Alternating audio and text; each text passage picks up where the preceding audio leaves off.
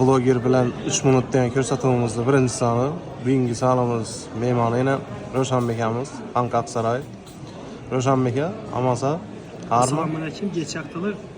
Hürmetli paketçiler, hürmetli yurttaşlar, yaxşımızlar. Fazılbek'in abunachilari, keyfiyatli yaxşımı? Roshanbek aka, tez 3 tane savol beraman. Tez cevap berish kerak.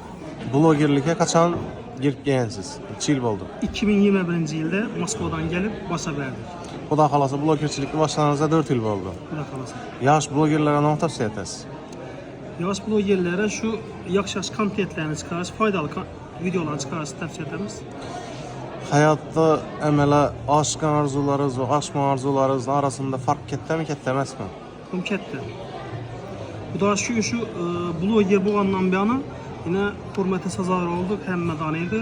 Hem de size şu blogerlik arkasında Xudo şükür uyumni zöttüm yine maşın aldım. Şu abunachılarımızla hizmetler ketdi. Şularni yordam bilan katta rahmat aytamiz. Canınız sağ olsun ağa. Rahmat katta. Bana intervyu'nuz uchun yaxshi kunlarda görüşelim.